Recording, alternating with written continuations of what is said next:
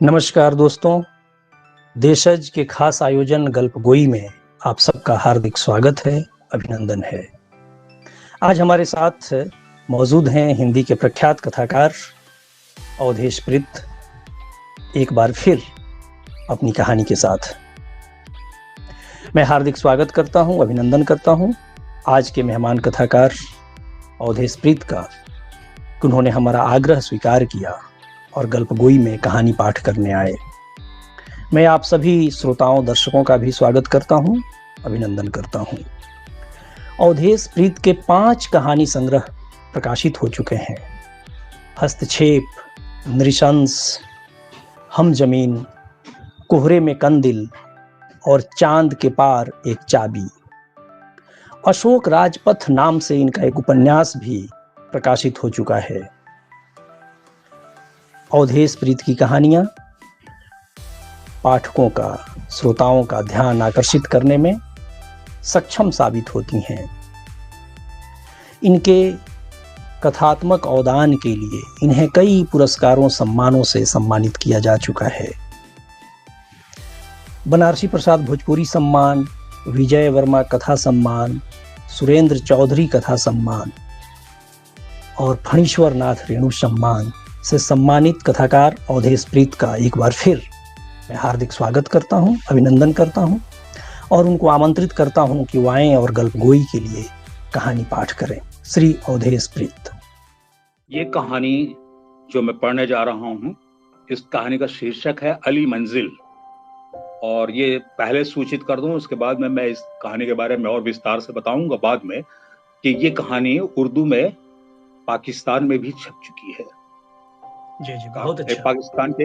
पाकिस्तान के एक रिसाले में छप चुकी है और दूरदर्शन पटना ने इस पे एक टेलीफिल्म भी बनाई हुई जिसका प्रसारण हो चुका है और ये दूरदर्शन के आर्काइव के लिए शूट की गई थी। इसी शीर्षक से, इसी उन्वान से शीर्षक है अली मंजिल। अली मंजिल के आखिरी वारिस जनाब मंजूर अली की उम्र 70 पार पहुंच चुकी थी। सिर दाढ़ी के बाल सन जैसे सफेद थे। आंखों पर पावर के चश्मे के बावजूद रोशनी धुंधली पड़ चुकी थी। दूर की चीजों को पहचानना निहायत मुश्किल काम था उनके लिए। अलबत्ता नजदीक की चीजें वह फौरन पहचान लेते। हाथ भी कांपने लगे थे। चलते तो छड़ी तक थरथराती। ज्यादातर बाहरी बरामदे में बैठे बैठे लोगों को आते जाते देखते रहते। लोग राम सलाम करते तो वह आवाज पहचान कर राम सलाम करने वाले का नाम लेकर हाल चाल पूछते, ढेरों दुआएं देते और तस्बीह के दाने फेरते हुए अल्लाह की रहमत लेने की नसीहत देते। लोग उनके अकेलेपन पर मन ही मन अफसोस करते हुए खैरियत पूछते, कैसे हैं बड़े मियाँ। जनाब मंजूर अली आंखें मिचमिचाते सामने वाले को भरपूर निगाहें से देखने की कोशिश करते, फिर दोनों हाथ हवा में उठाकर कहते, हमारी क्या पूछते हो मियाँ, हम तो पके हुए आम हैं, किसी दिन भी खुदा का बुलावा आ सकता है। बात पूरी होते न होते जनाब मंजूर अली की सांसें फूलने लगती। सीने में जमा कफ घर घर बज उठता। रमजान मियाँ दौड़ कर आते और उनकी पीठ मलने लगते। धीरे धीरे सांसें सामान्य होती और वह गीली हो आई आंखों को पोंछते हुए रमजान मियाँ को टोकते, मियाँ अभी तक चाय नहीं मिली। रमजान मियाँ सिर झुकाए चुपचाप अंदर जाते और लौटते तो चाय से भरा गिलास उनके हाथ में होता। जनाब मंजूर अली रमजान मियाँ की खामोशी का मतलब समझ जाते। चाय की एक आध घूंट सुड़कने के बाद रमजान मियाँ को झिड़की देते, मियाँ अब बहन बहनोई ने इतने प्यार से बुलाया है तो ना कैसे कह दूं। उसका भरा पूरा कुनबा है, सभी चाहते हैं मुझे। फिर रजिया मुझसे छोटी है, मुझे बाप की तरह मानती है। एकाएक जनाब मंजूर अली छोटी बहन रजिया की याद में गोते लगाने लग जाते हैं। उनकी आंखों के सामने गुड़िया सी प्यारी रजिया की शक्ल उभर आती है। अब्बा की मौत के बाद उन्होंने रजिया को बाप सा प्यार दिया। उसकी शादी के लिए एक से एक लड़के देखे, कोई पसंद नहीं आया। अम्मा झुंझलाते हुए कहती, मंजूर लड़का नहीं शहजादा ढूंढ रहा है, शहजादा। सचमुच शहजादा ही ढूंढा था उन्होंने। गोरे चिट्टे लंबे तगड़े खुर्शीद मियाँ कराची के नवाब अमजद अली के लखते जिगर थे। रिश्ता तय पाया गया था और जनाब मंजूर अली ने इस धूमधाम से बहन की शादी की थी कि लोग वर्षों तक याद करते रहे। यादों के रेले में डूबते उतराते जैसे मंजूर अली को कुछ याद आया। रमजान मियाँ आज कितनी तारीख है? 13। रमजान मियाँ ने जैसे एक एक दिन जोड़ रखा हो। मतलब यह कि अगले जुम्मे तक खुर्शीद मियाँ तशरीफ ले आवेंगे। जनाब मंजूर अली अनुमान लगाकर हुलस पड़े। हाँ, मरी हुई आवाज में रमजान मियाँ ने हामी भरी। और जिस दिन खुर्शीद मियाँ पाकिस्तान से यहाँ आए, रमजान मियाँ ने उनकी खातिर तवज्जो में जी जान लगा दी। जनाब मंजूर अली भी बहनोई के आने से बेहद खुश थे, लेकिन यह खुशी तब टीस में बदल गई जब खुर्शीद मियाँ ने उन्हें समझाते हुए कहा, भाईजान, आपकी उम्र काफी हो गई है, तबीयत भी ठीक नहीं रहती, ऐसे में आपका यहाँ अकेले रहना ठीक नहीं। वहाँ उतनी दूर से यहाँ हिंदुस्तान बार बार आना भी मुमकिन नहीं है। बेहतर यही होगा कि यह मकान जायदाद बेचकर आप मुस्तकिल तौर पर वहीं हमारे पास रहें। रजिया की मंशा भी यही है। भीतर तक हिल गए जनाब मंजूर अली। काफी देर तक सन्नाटे में डूबे रहे। बाद में एक दो हमउम्र दोस्तों ने उन्हें सलाह दी कि अपने पीछे जायदाद छोड़कर कहीं जाने का जमाना नहीं है, जाना हो तो बेचकर ही जाइए, हाथ में पैसे रहेंगे तो बहन बहनोई पर बोझ भी नहीं रहिएगा। बात जंची। भीगे मन से उन्होंने अपने दोस्तों से ही कोई खरीदार तलाशने की ताकीद की। खरीदार तलाशने में भी ज्यादा दिक्कत नहीं हुई। जनाब मंजूर अली के मरहूम दोस्त राम प्रसाद के बेटे दयाल बाबू खबर पाते ही आ धमके। दयाल बाबू जनाब मंजूर अली की बाप की तरह ही इज्जत करते थे। एक नेक बंदे को मकान बेचने की जनाब मंजूर अली की मंशा पूरी हुई। बगैर हील हुज्जत के सौदा पक्का हो गया था। उन्होंने सारे कागजात पर दस्तखत करते हुए दयाल बाबू से गुजारिश की, मियाँ, 2-4 दिन और रहूंगा इस मकान में। दयाल बाबू ने भाव विह्वल हो उनकी बात काट दी। चाचा, ऐसा क्यों बोलते हैं? जब तक इच्छा हो रही है मुझे रहिए, मुझे कोई जल्दी नहीं है।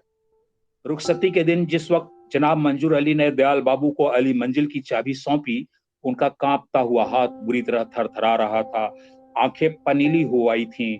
दयाल बाबू ने अपनी दोनों हथेलियों में जनाब मंजूर अली के झुर्रीदार हाथ को लेकर खींचा और उनका हाथ अपनी पीठ पर खींचकर आशीर्वाद लिया। फिर उन्हें तड़क तक विदा करने आए। खुर्शीद मियाँ के साथ उन्हें जाते हुए बड़ी देर तक देखते रहे। मकान की चाबी उनकी हथेली में भिंची रह गई थी, गोया जनाब मंजूर अली का कांपता वजूद हथेली में शेष रह गया हो। अगले दिन सुबह सुबह ही दयाल बाबू पत्नी बच्चों को मकान दिखाने के लिए ले आए।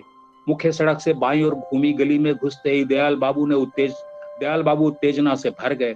वर्षों की साध पूरी हुई थी। इतने बड़े शहर की घनी बस्ती में अपना मकान होने की खुशी छलकी पड़ रही थी।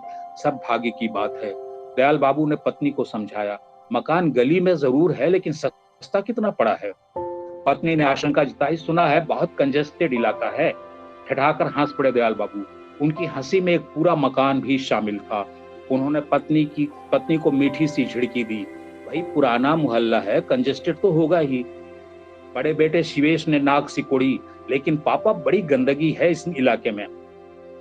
छोटे बेटे प्रजेश ने तो जैसे खाका ही खींच दिया। मुर्गा, मुर्गी, बकरा, बकरी, बजबाजाती नालियां, किनारों पर बिखरा पखाना, टाट के पर्दे। लेकिन तुम्हारी उस कॉलोनी से बेहतर। वहां किसी को किसी से कोई मतलब नहीं। मोहल्लों में लोगों में मोहब्बत होती है, मोहब्बत। अनुभवजन्य दलील दी दयाल बाबू ने। लेकिन गली का नजारा देखते ही दोनों बेटों की आंखें मिली और वे मुस्कुरा पड़े। बेटी रानी ने भाइयों की मुस्कुराहट को लक्ष्य करते हुए कहा, पापा, भैया लोग ठीक ही कहते थे, इधर तो सच में बड़ी गंदगी है। रानी के स्वर में कॉलोनी के छूटने की पीड़ा थी। दयाल बाबू ने जैसे कुछ सुना ही न हो। वह तो मुदित मन सधी चाल गली के आखिरी सिरे पर खड़े अली मंजिल पर ही आंखें टिकाए हुए थे। मकान के बाहरी बरामदे पर रमजान मियाँ उकड़ू बैठे मिले। दयाल बाबू पर नजर पड़ते ही उन्होंने अदब से आदाब अर्ज किया। उनकी आवाज इस कदर थकी हुई थी मानो मीलों लंबा सफर तय करके वहीं बैठे सुस्ता रहे हों। बड़ी मुश्किल से पूछ पाए, बच्चों को मकान दिखाने लाए हैं हुजूर? हाँ बड़े मियाँ। दयाल बाबू ने अपने पीछे आ रहे पत्नी बच्चों की ओर इशारा किया। सब कुछ इतना आनन फानन हो गया कि इन लोगों को मकान दिखाने का वक्त नहीं मिला। अधेड़ उम्र रमजान मियाँ इस वक्त कुछ ज्यादा ही बूढ़े लग रहे थे। खिचड़ी दाढ़ी और उनके शरीर में कोई तालमेल नहीं था। दयाल बाबू के परिवार पर नजर पड़ते ही उनकी आंखों में चमक सी आ गई। थकान जैसे काफूर हो गई। आइए हुजूर आइए, अब यह मकान तो आप ही का है। अरसे से वीरान पड़ा यह मकान अब गुलजार हो जाएगा। दयाल बाबू ने जेब से चाबी निकाल ली थी। उन्होंने गौर किया कि बच्चे मकान के बड़े से बरामदे पर खड़े होकर मकान को देखने के बजाय सामने गली के दूसरे मकानों को तजवीज रहे हैं। रहमान मियां ने उन्हें टोका, लाइए हुजूर चाबी दीजिए, मैं ताला खोल देता हूँ। एक अजीब सी पुलक से भरे हुए थे रमजान मियां। लगभग जबरन उन्होंने दयाल बाबू के हाथ से चाबी ले ली और मुख्य दरवाजे का ताला खोलते हुए दोनों पल्लों को इस तरह अंदर की ओर ढकेला जैसे उनके बगैर वह दरवाजा खुलता ही नहीं। मकान के अंदर दाखिल होते ही दयाल बाबू के बच्चों की आंखें हैरत से फैल गई। इतना बड़ा मकान! रमजान मियां गर्व से फूल गए, गोया मकान नहीं उनकी तारीफ की गई हो। वह जज्बाती लहजे में लगभग फूट से पड़े, हुजूर, मंजूर अली साहब के अब्बा जान ने यह मकान बड़े शौक से बनवाया था। मर्दान खाना, जनान खाना, बावर्ची खाना, आंगन, सहन, गुसल खाना, सब इतने करीने से कि आज भी अच्छे अच्छे मकान इसके मुकाबले में नहीं ठहरते। रमजान मियां की बात बिल्कुल सही थी। बड़े बड़े कमरे, बड़ा सा सहन, खुला खुला आंगन, एक बार ही सबका मन खिल उठा। बच्चों ने तो उसी वक्त आंगन में धमा चौकड़ी शुरू कर दी। दयाल बाबू ने पत्नी की ओर देखा, वहां चेहरे पर संतोष का भाव पाकर वह विजयी मुस्कान के साथ बोले, अपना घर अपना ही होता है। पत्नी की बजाय रमजान मियां ने तस्दीक की, बजाय फरमाया, हुजूर, अब जितनी जल्दी हो यहाँ आकर रहना शुरू कर दीजिए, यहाँ कोई तकलीफ नहीं होगी, फिर मैं तो हूं ही यहाँ। यह अप्रत्याशित अधिकार बोध था। दयाल बाबू चौंके, फिर यह सोचकर कि यहाँ के वे पुराने वाकिफकार हैं, इसीलिए ऐसा कहा होगा। वह चुप ही रहे। उन्होंने रमजान मियां को कुछ और बोलने का मौका दिए बगैर एक एक कमरे का चक्कर लगाना शुरू कर दिया। हर कमरा चाक चौबंद, साफ सुथरी दीवारें, चमकता फर्श, मजबूत दरवाजे, खिड़कियां, मन प्रसन्न हो गया। दयाल बाबू की प्रसन्नता को भांप लिया। रमजान मियां ने गदगद भाव से बोले, हुजूर, बड़े मियां को इस मकान से बेहद मोहब्बत थी। हर साल साफ सफाई कराते थे, मैं खुद हर रोज झाड़ पोंछ करता था। दयाल बाबू ने रमजान मियां को इस कदर स्नेहिल भाव से निहारा कि रमजान मियां दोहरे हो गए। पत्नी की तरफ देखा, वह मंत्रमुग्ध सी दिखी, शायद मन ही मन घर को सजाने संवारने की कल्पना करने लगी। उन्होंने पत्नी से बड़े प्यार से पूछा, कहिए कैसा लगा? अच्छा है, पत्नी ने बेसाख्ता जवाब दिया, मानो कल्पना लोक से जबरन खींच लाई गई हो। तो संडे तक शिफ्ट कर लेते हैं। पत्नी की सहमति पाकर दयाल बाबू तरंग में बोल गए, ज्यादा देर करने से क्या फायदा? बच्चे खेल में मशगूल थे। दयाल बाबू को लगा बच्चों को भी मकान पसंद आया है। वो अपनी अक्लमंदी पर मन ही मन स्वयं को दाद देने लगे। मकान में शिफ्ट करते हुए पूरा दिन निकल गया। शाम होते होते सभी लोग बुरी तरह थक गए। सुबह जब सामान सहित दयाल बाबू पहुंचे तो रमजान मियां मिल गए, जैसे बाहरी बरामदे में बैठे उन लोगों के आने की ही प्रतीक्षा कर रहे हों। ट्रक गली के मोड़ पर खड़ा था, वहां से सामान ठेलों पर ही आ सकता था। रमजान मियां ने दौड़कर दो तीन ठेले वालों को बुला लिया।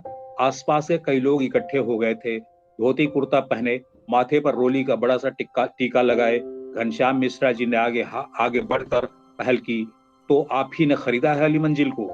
दयाल बाबू ने घनश्याम मिश्रा जी के प्रति आदर जताते हुए कहा, जी जी, मेरा नाम घनश्याम मिश्रा है, आपका पड़ोसी हूँ। घनश्याम मिश्रा ने अपना परिचय दिया, मेरा नाम दयाल कृष्ण है, मैं यहाँ सेक्रेटरिएट में सेक्शन अफसर हूँ। दयाल बाबू ने भी अपने बारे में जानकारी दी। फिर तो लगे हाथ घनश्याम मिश्रा ने आसपास खड़े कई लोगों का दयाल बाबू से परिचय करा डाला। ये अंसारी साहब हैं, ये श्रीवास्तव जी, ये सिंह साहब और वो खान साहब। दयाल बाबू ने सबको हाथ जोड़कर अभिवादन किया। मुस्कुराहटों के आदान प्रदान के साथ ही देखते देखते चमत्कार हो गया। वहां मौजूद लड़के बच्चे सामान उतारने ढोने पहुंचाने में जुट गए। दयाल बाबू नहीं करते रहे, लेकिन किसी ने एक न सुनी। उल्टे खान साहब बोल पड़े, दयाल बाबू, सब घर के बच्चे हैं, हाथ बटा देंगे तो काम जल्दी निबट जाएगा। वाकई काम तो जल्दी ही निबट गया, लेकिन कमरों में सामान जमाते जमाते शाम हो गई। चाय पीने की तलब हुई थी। दयाल बाबू दूध लाने के लिए निकले कि रमजान मियां ने टोक दिया, लाइए हुजूर, दूध मैं ले आता हूँ, यहीं पास में ही रहता है ग्वाला। चलिए फिर मैं भी चलता हूँ, कल से उससे दूध लेने की बात तय कर लूंगा। दयाल बाबू शुद्ध ताजा दूध मिल जाने की कल्पना से होंगे। ग्वाला ज्यादा दूर नहीं था। रमजान मियां को देखकर उसने सलाम किया। रमजान मियां सलाम का जवाब देते हुए बोले, साधु भाई, ये दयाल बाबू हैं, नए नए आए हैं मोहल्ले में, इन्हें कल से दूध चाहिए।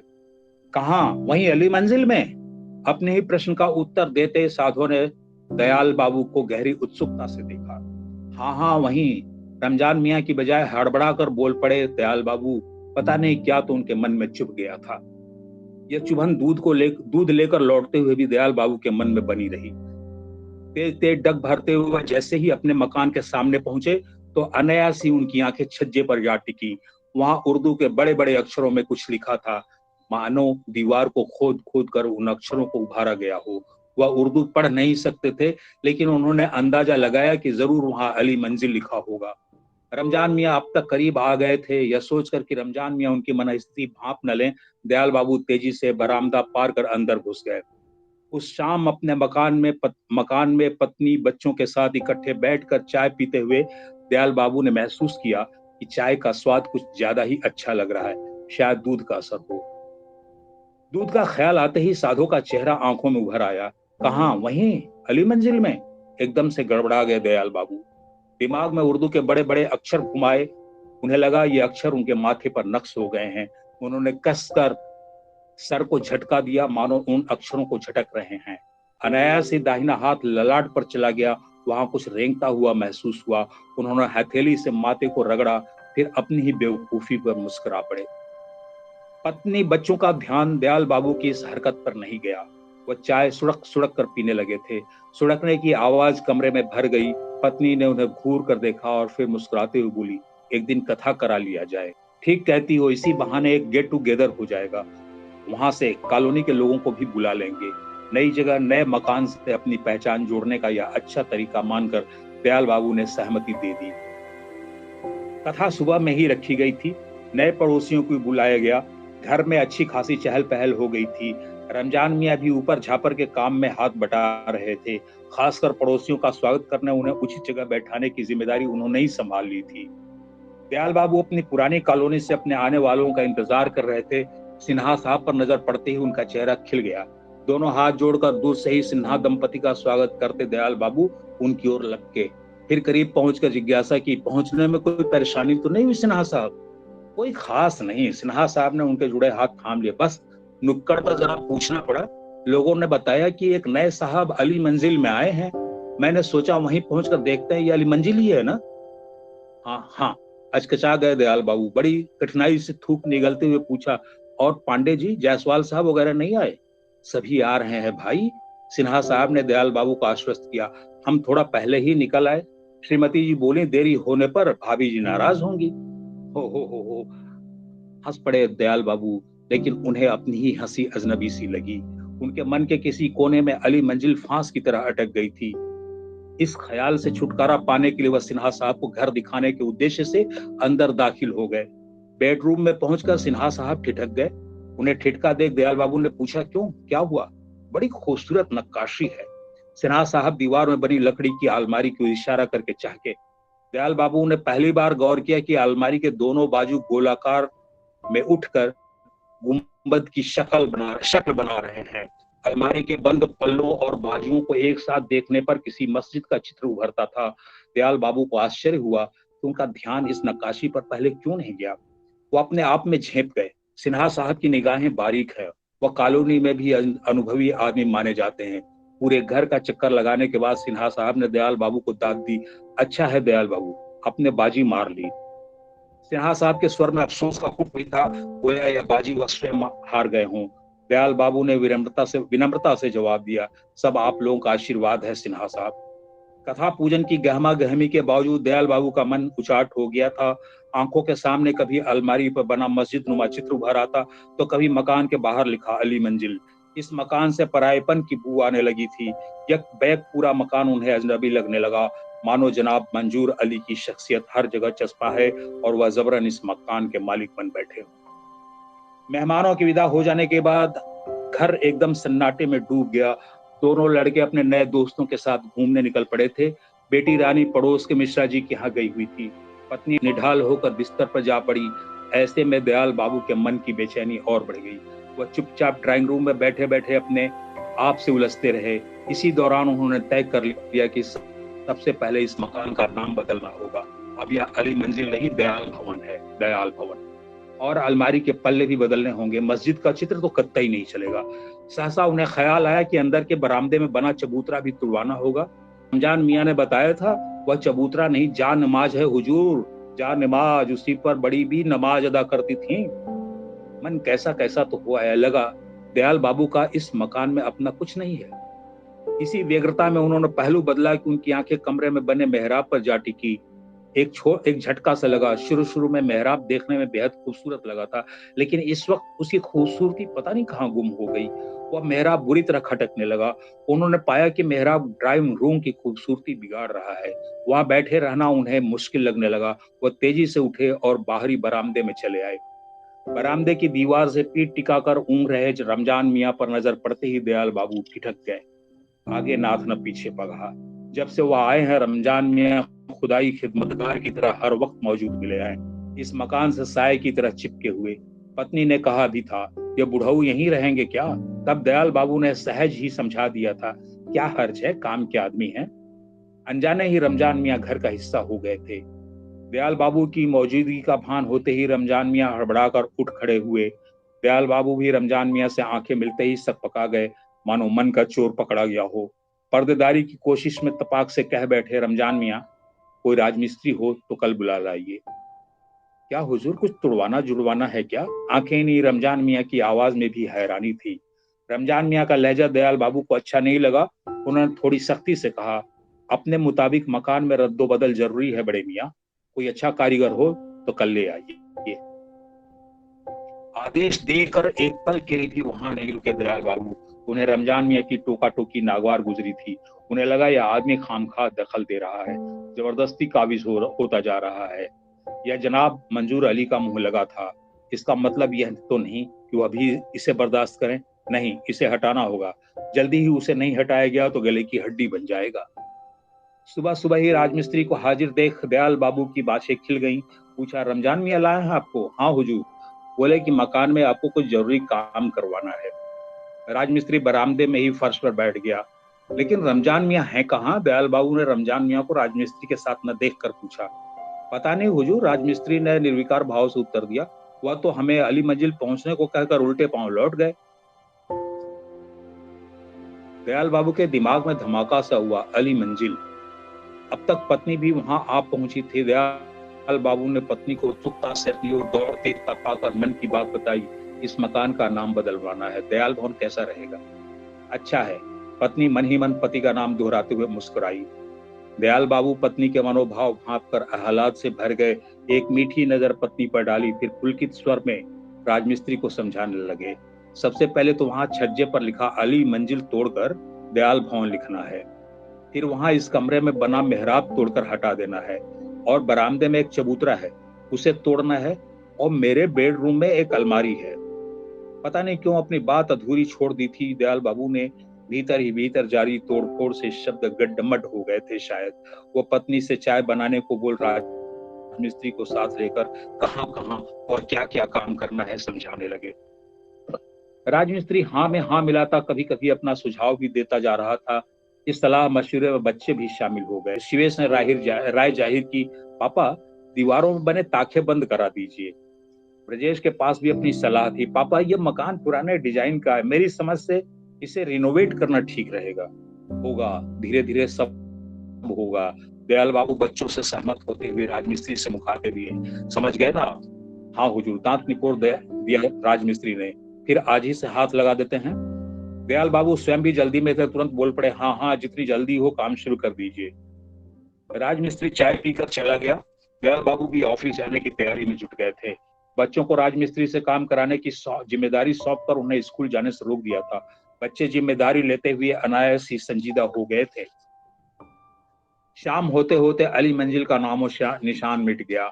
ऐन उसी जगह पर ताजे सीमेंट से दयाल भवन उभर आया। दयाल बाबू ने ऑफिस से लौटते हुए गली में ठहर कर भर निगाह दयाल भवन को निहारा और फिर भीतर तक पसर गई प्रसन्नता को लिए अंदर इस तरह प्रवेश किया जैसे पहली बार अपने घर में घुस रहे हों। पत्नी किचन में थी। बेटी रानी पानी का गिलास लेकर आई और आते ही उसने सूचना दी, पापा भैया लोग अभी सीमेंट का ऑर्डर देने गए हैं। मिस्त्री ने कहा है कल जल्दी ही काम शुरू हो जाएगा। दयाल बाबू ने गहरी सांस ली, जैसे सीने पर पड़ा कोई बोझ उतर गया हो। दिन भर की थकान पता नहीं कहाँ गायब हो गई। उन्होंने वहीं से चहकते हुए पत्नी को आवाज दी, अरे भाई किचन में क्या कर रही हो? दयाल बाबू की प्रसन्नता से पत्नी भी पुलक से भर उठी। पास आकर चुहल से बोली, किचन नहीं हुजूर, बावर्ची खाना कहिए, बावर्ची खाना। कसकर झटका लगा दयाल बाबू को, एकदम से बेचैन हो उठे। अनायासी आंखें बाहरी बरामदे की ओर घूम गईं। ये रमजान मियां नहीं दिख रहे हैं? पत्नी के बजाय रानी ने तपाक से उत्तर दिया, पापा वह तो आज आए ही नहीं, सुबह से ही गायब हैं। पता नहीं क्यों असहज हो उठे दयाल बाबू, मन भारी हो आया। चाय पीते हुए रमजान मियां की अनुपस्थिति कहीं और ज्यादा खलने लगी। पत्नी उनके मन की बात समझ गई थी शायद। उन्हें ऊहापोह से उबारने की गरज से बोली, अच्छा हुआ बुढ़ऊ हमारे कहे बगैर टल गए। अरे कोई उनका जिंदगी भर का ठेका थोड़े लिए हुए हैं। ठीक कहती हो तुम, बुझे मन से दयाल बाबू ने जैसे अपने आप को समझाया। मकान में मन मुताबिक रद्दो बदल करते कराते पूरा एक सप्ताह लग गया। अब ड्राइंग रूम से मेहराब गायब हो चुकी थी। अंदर बरामदे में बना चबूतरा फर्श के लेवल पर आ गया था। ताखे भरे जा चुके थे। अलमारी के पल्ले तोड़कर वहां खूबसूरत शीशों के शटर लग गए थे। इस बीच और भी बहुत कुछ हुआ था। मेहराब के एक कोने में पड़ी रेहल मिली थी, जिसे दयाल बाबू ने स्टोर में रखवा दिया था। गुसल खाने के एक झरोखे में रखी तैमूम मिट्टी पड़ी दिखी, उसे उठाकर फेंक दिया गया। छत पर जाने के लिए आंगन में बनी सीढ़ियों के नीचे वाले दड़बेनुमा कमरे में टूटी हुई तस्बीह के दाने, चीकट हो गई काले रंग की मखमली टोपी, तामचीनी के प्लेट कटोरे और एल्युमिनियम का बंधना वगैरह बेतरह बिखरे पड़े थे। थोड़ी देर के लिए तो दयाल बाबू कुछ समझ ही नहीं पाए कि वह इन चीजों का क्या करें। पत्नी ने नाक भौं सिकोड़ते हुए कहा, होगा होगा सब उसी रमजान मियाँ का। इसी खजाने के लिए बुढ़ऊ रात दिन पहरेदारी कर रहे थे, उठाकर फेंकवा दीजिए। व्यंग बुझी पत्नी की हंसी दयाल बाबू को बेध गई। उन्होंने प्रतिवाद करते हुए कहा, जो भी हो यह रमजान मियाँ की अमानत है। आखिर हम पर विश्वास करके ही तो यह सब यहाँ छोड़ रखा है उन्होंने। ऐसा करते ही नहीं, स्टोर में रखवा देते हैं, रमजान मियाँ को लौटा देंगे। अब क्या लौटेंगे बुढ़ऊ? थोड़ा तमक कर पत्नी ने पति का विरोध किया। हफ्ते भर से तो पता नहीं है उनका। दयाल बाबू ने पत्नी की बात अनसुनी कर दी। सारा सामान उठाकर स्टोर में रखाए। साफ सफाई का दड़बेनुमा उस कमरे को पूजा घर बना दिया गया। लक्ष्मी गणेश की मूर्तियां रख दी गईं। शंकर पार्वती के कैलेंडर टांग दिए गए।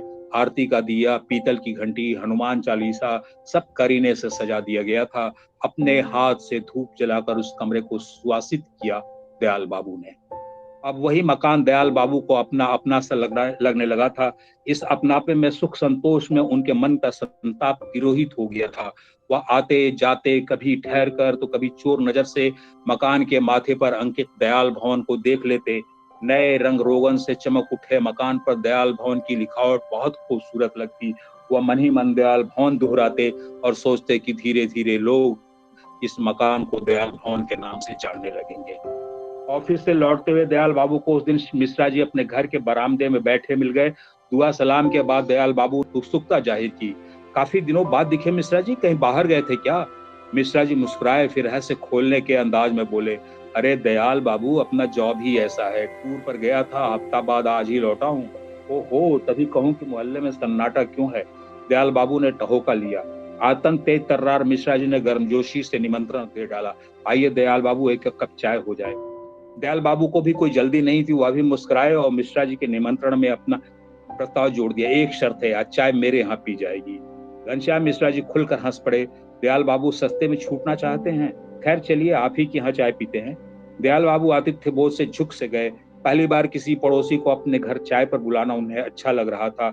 मन में कहीं अपने घर में आए बदलाव को दिखाने की ललक भी बलवती थी। मिश्रा जी प्रवेश द्वार पर ठिठक कर रुके। पहुंचकर ठिठके। मकान को इस तरह गौर से देखने लगे जैसे उन्हें अपनी आंखों पर विश्वास ही न हो रहा हो। उधड़े प्लास्टरों चितकबरी दीवारों का अता पता नहीं था। नए रंग रोगन से लकदक अद्भुत। उनके मुंह से बेसाख्ता निकल पड़ा, अरे दयाल बाबू, आपने तो अली मंजिल का कायाकल्प ही कर दिया। मिश्रा जी के मुंह से अली मंजिल सुनकर दयाल बाबू के भीतर कुछ दरक सा गया। जबरन मुस्कुराते हुए प्रतिवाद किया, मिश्रा जी, अब यह अली मंजिल नहीं, दयाल भवन है, दयाल भवन। हाँ हाँ हाँ, वो तो है। मिश्रा जी दयाल बाबू के मनोभाव की परवाह किए बगैर जारी रहे, आपने सचमुच इसके पुराने दिन लौटा दिए। किसी जमाने में इस मकान की ऐसी ही रौनक हुआ करती थी। दयाल बाबू के भीतर एक गहरी उदासी पसर गई। इस मकान का अतीत उनके लाख चाहने के बावजूद उनका पीछा नहीं छोड़ रहा था। वह अजीब कसमसाहट से भर गए, अपने आप पर कोफ्त हो आई। जी में आया मिश्रा जी से कहें, भगवान के लिए गड़े मुर्दे मत उखाड़िए, लेकिन खुद को जब्त कर गए। मिश्रा जी के साथ चाय पीने का मजा किरकिरा हो गया था। हालांकि मिश्रा जी नमकीन बिस्कुट खाते हुए बड़ी आत्मीयता से बातें करते, चाय का आनंद लेते रहे, लेकिन दयाल बाबू कतई सामान्य नहीं हो पाए।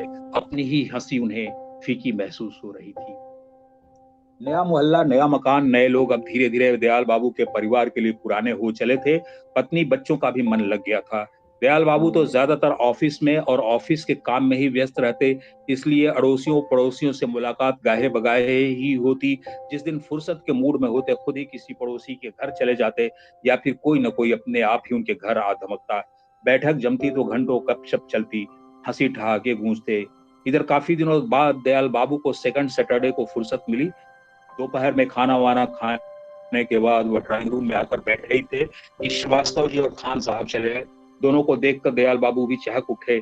पुरजोर स्वागत करते हुए दोनों से हाल समाचार पूछा और फिर पत्नी को चाय बनाने के लिए कहने अंदर के कमरे में चले गए। लौटे तो दयाल बाबू के हाथों में पानी से भरे 2 गिलास भी थे। उन्हें पानी लाते देख श्रीवास्तव जी और खान साहब एक साथ बोल रहे, अरे खामखा तकलीफ कर रहे हैं आप। नहीं भाई, इसमें तकलीफ की क्या बात है, आत्मीयता से मुस्कुरा। दोनों गिलास टेबल पर रखे ही थे कि कॉल बेल बजा और फिर एक जानी पहचानी सी आवाज आ टकराई। दयाल बाबू हैं क्या? क्या तो रमजान मियां हैं। श्रीवास्तव जी ने बाहर से आ रही आवाज पहचान ली थी। लगता तो है। खान साहब ने भी हामी भरी। दयाल बाबू भी रमजान मियां की आवाज पहचान गए। उनके आश्चर्य का ठिकाना नहीं रहा। इतने दिनों बाद रमजान मियां आज अचानक कहां से प्रकट हो गए? दयाल बाबू अनजाने आवेग के वशीभूत तेजी से बाहर आए। रमजान मियां को देखकर वह एक बार की उत्तेजना से भर गए।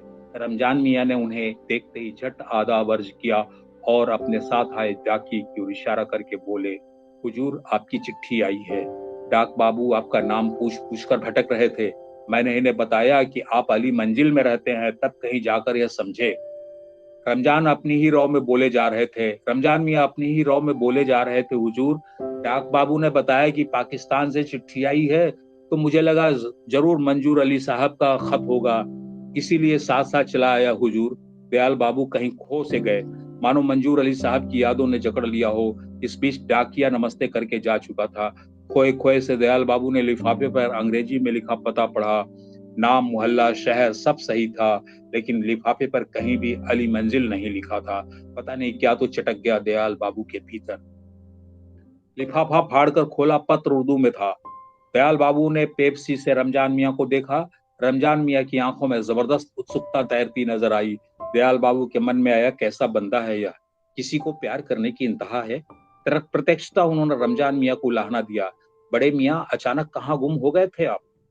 दयाल बाबू के प्रश्न का उत्तर अंदर से आया। ड्राइंग रूम में बैठे खान साहब वहीं से बोल रहे थे, अरे दयाल बाबू रमजान मियां की क्या पूछते हैं, पूरा मोहल्ला ही इनका घर है, जहां रुक गए समझिए वहां डेरा हो गया। ही रमजान मियां की तरल हंसी तैर गई। दयाल बाबू रमजान मियां को अंदर ड्राइंग रूम में बुलाते हुए बोले, खत उर्दू में लिखा है, आइए खान साहब से पढ़वाते हैं, अच्छे मौके पर यह भी हाजिर हैं। खान साहब ने दयाल बाबू को हैरानी से देखा, गोया उनके नाम उर्दू में खत आना कोई अजूबा हो। दयाल बाबू ने खत खान साहब की ओर बढ़ाया तो उन्होंने खत लपक कर ले लिया और सरसरी तौर से पूरे कागज पर नजर दौड़ा डाली। फिर उनकी आंखें खत के ऊपरी हिस्से पर जाकर अटक गईं। जनाब मोहतरम दयाल बाबू, आदाब अर्ज। खान साहब ने खत पढ़ना शुरू कर दिया था। खुदा के फजल से मैं यहाँ ठीक ठाक हूँ और आप सबकी खैरियत की दुआ करता हूँ। दयाल बाबू का मन भीग आया। उन्होंने देखा रमजान मियां खत पर एकटक आंखें गड़ाए हुए हैं। खान साहब खत पढ़ रहे थे। यहाँ पराए वतन, पराए लोगों के बीच वहाँ की बहुत याद आती है। अपना घर, मोहल्ला, शहर और लोग हर वक्त आंखों में रक्स करते रहते हैं। आखिरी वक्त में खाना खराबी मेरी किस्मत में बदी थी, वरना अपना मुल्क, अपनी देहरी क्यों छूटती। शायद खुदा को यही मंजूर था। सहसा एक सिसकी सी फूटी। खान साहब ही रुक गए।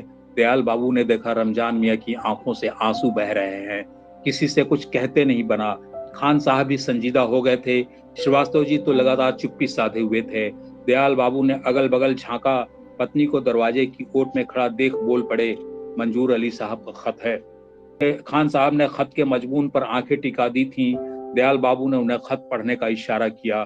खान साहब उसी संजीदगी के साथ फिर खत पढ़ने लगे। उम्मीद है अब तक आप लोगों ने अली मंजिल को आबाद कर दिया होगा, खूब गुलजार हो गया होगा। मुझे वह उसकी बहुत याद आती है। जानते हैं जनाब, वो मेरा पुश्तैनी मकान है। मेरी अम्मा को भी उससे बहुत मोहब्बत थी। उन्होंने उसकी सलामती के लिए बाहरी दरवाजे के अंदरूनी कमरे में आयतल कुर्सी टांग रखी थी ताकि उस पर कोई बला नाजिल न हो। आज अरसे बाद पता नहीं क्यों मुझे अपनी अम्मा जान की याद आ गई। शायद बुढ़ापे का तकाजा हो। आपको खत लिखकर बहुत सुकून मिल रहा है। आप मेरी किसी बात का बुरा मत मानिएगा। बस मैं तो यही दुआ करूंगा कि आप लोग आबाद रहें, खुदा तमाम बलाओं से महफूज रखें। आपका खैर ख्वाह मंजूर अली। खत खत्म हो गया था। खामोशी तिर आई थी, लेकिन दयाल बाबू के भीतर ही भीतर संवाद जारी था। उन्होंने महसूस किया कि कमरे का वातावरण निहायत गंभीर हो गया है। कोई कुछ नहीं बोल रहा था, जैसे सबके भीतर मंजूर अली साहब की स्मृति घुमड़ रही हो। बेटी रानी चाय के प्याले रख गई। दयाल बाबू ने चुप्पी तोड़े बगैर एक प्याली रमजान मियाँ की ओर बढ़ाई। रमजान मियाँ की आंखें डबडबाई हुई थीं। वह चाय की प्याली लेकर चुपचाप उठे और बाहर बरामदे में जाकर दीवार के सहारे बैठ गए। चाय खत्म करके श्रीवास्तव जी और खान साहब भी रुखसत हो गए। ड्राइंग रूम में दयाल बाबू अकेले रह गए थे। मंजूर अली साहब का खत टेबल पर पड़ा हुआ था। खत का एक एक लफ्ज दयाल बाबू के दिमाग में उभरता जा रहा था। मंजूर अली साहब का चेहरा आंखों के सामने नाचने लगा, जैसे वह कह रहे हों, मेरी अम्मा ने बाहरी दरवाजे के अंदरूनी कोने में आयतल कुर्सी टांग रखी थी ताकि बलाएं नाजिल न हो। दयाल बाबू सोफे से उठे और दबे पांव बाहरी दरवाजे तक आए। दरवाजे के खुले दोनों पल्लों को आहिस्ते से बंद करने के अंदाज में एक दूसरे के करीब किया कि चौखट में गड़ी कील के सहारे जुजदान में टंगी कोई चीज देखकर ठिठक गए। उन्हें ताजुब हुआ कि उनका ध्यान कभी इस ओर क्यों नहीं गया था। उन्हें लगा जरूर यह आयतल कुर्सी है जिसे मंजूर अली साहब की अम्मा ने हाथ टांगा होगा। जुजदान, कपड़े की खोल। जुजदान धूल गर्द से चीकट हो गया था। दरवाजे के दाहिने पल्ले पर जुजदान के बराबर रगड़ के चिन्ह उभर आए थे। दयाल बाबू को कोफ्त हुई कि साफ सफाई के दौरान किसी का ध्यान इस ओर क्यों नहीं गया। उन्होंने जुजदान को नोचने के लिए हाथ बढ़ाया ही था कि लगा बाहर बरामदे में बैठे रमजान मियाँ घूर रहे हैं। उन्होंने झट से पल्ले खोल डाले। सामने बरामदा खाली था। रमजान मियाँ वहां नहीं थे। चाय की खाली प्याली पड़ी हुई थी। एक गहरा सन्नाटा भाए भाए कर रहा था। दयाल बाबू दरवाजे के बीचों बीच जड़ हो गए थे। ये कहानी अली मंजिल, ये लगभग 1992 के बाद की ये कहानी है। और इसमें जो भी प्रतीक हैं वो प्रतीक मेरी समझ से काफी कम्युनिकेट हुए होंगे। और मैं अलग से कुछ नहीं कहना चाहूंगा, लेकिन इतना जरूर कहूंगा कि दिल्ली विश्वविद्यालय में हिंदी विभाग के विभागाध्यक्ष थे और बहुत मशहूर आलोचक डॉक्टर विश्वनाथ त्रिपाठी जी, बहुत वरिष्ठ आलोचक डॉक्टर विश्वनाथ त्रिपाठी जी ने इस अकेली कहानी पर एक बहुत लंबा लेख लिखा जो वसुधा में छपा है। और अभी हाल में उनका पिछले वर्ष शायद एक किताब आई कहानी की बात करके, उस संग्रह में भी यह लेख संकलित है। जी जी। एक बड़ी बात थी, फिर मैंने जैसा आपको पहले ही कहानी पाठ से पूर्व में बताया था कि इस कहानी को भारत में तो छपी ही, हंस में छपी, दूसरी पत्र पत्रिकाओं में भी छपी, कई वेबसाइट्स पर ये कहानी मौजूद है। बहुत सारे मतलब गोष्ठियों में मैं इस कहानी का पाठ कर चुका हूँ। और जैसा मैंने बताया कि ये कहानी इंडिया में, भारत में भी उर्दू में छपी, दूसरी भाषाओं में भी छपी, और पाकिस्तान में भी ये कहानी छपी है और वहां भी बहुत मकबूल हुई ये कहानी। और फिर दूरदर्शन ने भी इस पर टेलीफिल्म बनाई जिसका कई बार प्रसारण हो चुका है। तो मुझे लगता है कि कहानी अपने आप में अपनी बात कहती है। बहुत बहुत शुक्रिया अवधेश प्रीत जी, गल्पगोई में कहानी पाठ के लिए।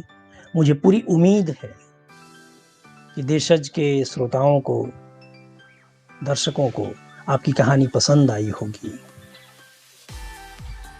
और उनकी संवेदना का एक नया आयाम खुला होगा। उन्होंने महसूस किया होगा आपकी कहानी की बात को, उन्होंने महसूस की होगी कहानी की संवेदना को और मनुष्य के भीतर के बहुत सूक्ष्म और जटिल मनोभावों को भी। बहुत बहुत शुक्रिया आपका, बहुत आभार। मैं श्रोताओं और दर्शकों से बताना चाहता हूं कि गल्पगोई में पहले भी अवधेश प्रीत ने अपनी कहानियां पढ़ी हैं। आप हमारे वीडियोस को खोज कर देख सकते हैं, अवधेश प्रीत की कहानी सुन सकते हैं। मैं आप सबसे एक आग्रह यह भी करता हूं कि आप अपनी प्रतिक्रिया, अपनी राय, अपनी टिप्पणी कमेंट बॉक्स में लिखकर भेजें। आपकी टिप्पणियों की सूची थोड़ी बड़ी होगी, आपके सवालों की सूची थोड़ी बड़ी होगी, तो हम एक बार आमंत्रित करेंगे कथाकार को और आपके सवाल उनसे पूछेंगे। बहुत शुक्रिया, बहुत आभार।